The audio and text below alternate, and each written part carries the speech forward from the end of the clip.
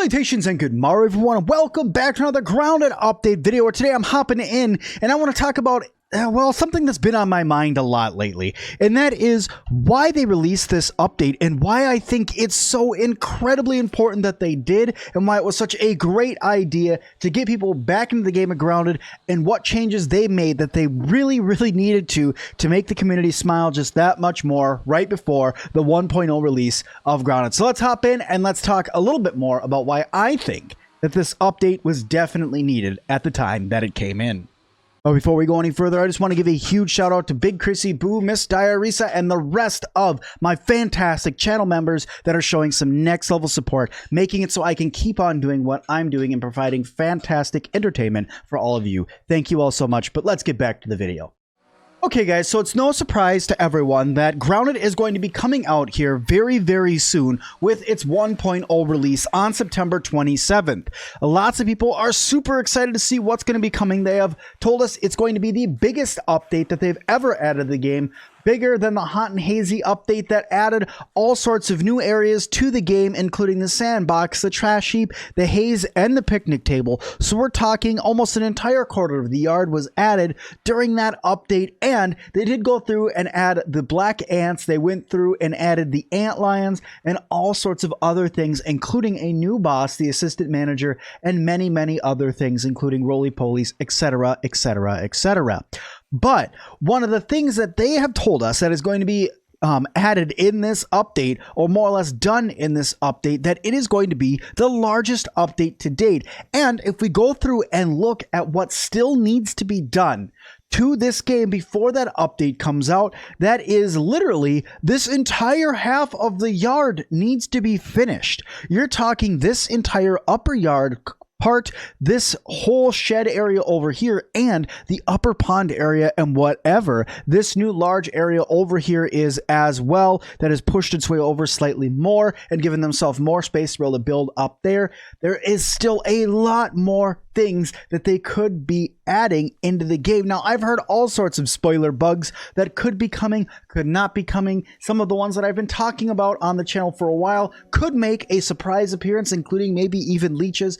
I'm not sure, but I don't know, because they're keeping everything for 1.0 very hush-hush, and they've asked us if we have seen anything for 1.0 not to share it, because that's the point of the 1.0 launch, is to show off everything that this team has been working so hard on and that they wanted to share with the entire community as a whole and say, guys, look at what we've done for Grounded.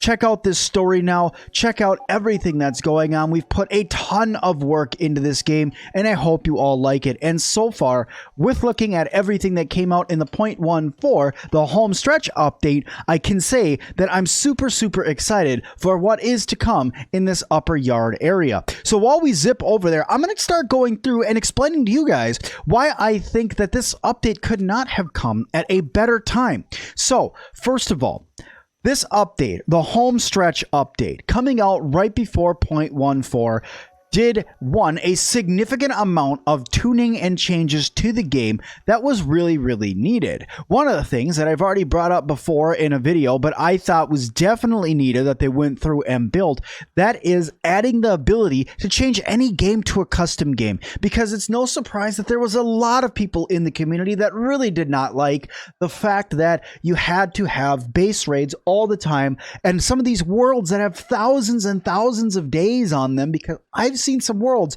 with 2,000 plus days on them, with huge bases, massive zipline towers, and zip lines going all over the place. The backyard literally looks like a giant spider web with the number of zip lines all over.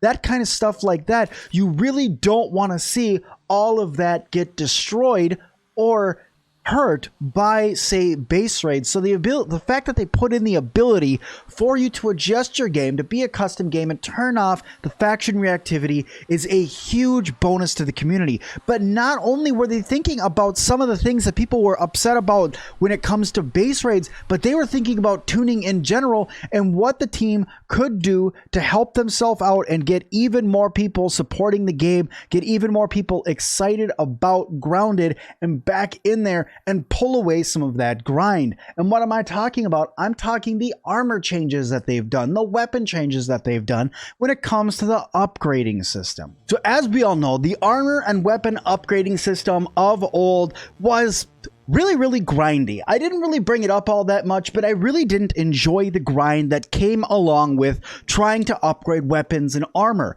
Because at the end of the day, if you're playing with more than one person, or even, you know, I'll say a whole group of 4, the amount of quartzite that you needed, the amount of leather plates you needed, the amount of all the different kinds of upgrading materials that you needed in order just to get everybody on your team one full gear set and one weapon up to tier 9 was insane, the amount of grinding that needed to be done. But thankfully now they have replaced this armor upgrading system with this new one that uses these nuggets. And these nuggets are way easier to find, they're way easier to make, and that's the best part about it. You couldn't make quartzite in the past. You couldn't just pop berry pieces out of thin air, unless you use an admin code, but don't do that, it ruins the game.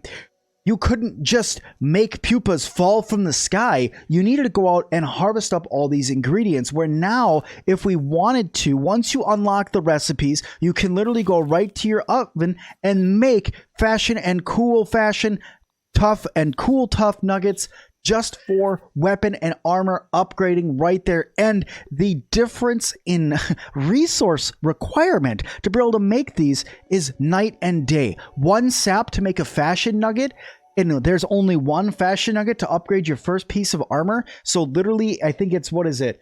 1, 4, what is it? 1, 3, 6, 10, 15 pieces to get a piece of armor all the way upgraded to tier 5. And tier 5 is nothing to shake at. Tier 5 is where you get to split off and choose your perks, right? So to get a piece of armor up to tier 5, you literally only need 15 nuggets to get there. So each piece of armor takes 15 sap to get all the way to tier 5. You're talking 45 sap to get a whole set of tier 5 gear. That is a night and day difference to compare to hundreds and hundreds of quartzite that you needed in order to get yourself there, or berry plates, or pupa plates, or, you know, or the grub plates, all these different armor plates and stuff that you needed to go out and grind to get. There was so much that they've adjusted this back now, and they've made it so the game is far less grindy. They really took the player experience in their eyes here. They went, what can we do to bring the players back in, pull the grind away, get people excited about Grounded? We got a 1.0 release coming up. We really want to make the community happy. What can we do? And these two things, in my opinion, have made the game that much better. Being able to pull the grind away from the game when it comes to what you need, that's story essential, because at the end of the day, you can go fight, you know, the Brood Mother with a tier 1 pebblet spear and some clover armor if you were just that like level of gameplay. But somebody who just picks up Grounded is not going to be able to do that. They're not going to be able to just pick up Grounded and go, well, I'm going to go fight the Brood Mother with the lowest tier weapon in the game, with one of the weapons that does the least damage in the game, say using like a dagger attack, and then wearing some of the worst armor, one of the least protective armors in the game. You're not going to be able to do that level until you've played hundreds of hours and you've perfected perfect blocking and you fought the Brood Mother 400 times, whatever. That's the level that you get to at that point, but that's not where new people are going to be in the game. And a lot of new players were looking at this and going, that grind is not what I want. I don't want that kind of grind. The story looks cool. The gameplay looks cool. The graphics look cool. I'm really interested in the vibe of being tiny in a backyard running around. The story is interesting with a doctor that shrunk himself down into a backyard and now he's missing and you got to go and find him. And there's this robot giving you quests and there's all sorts of different things going on.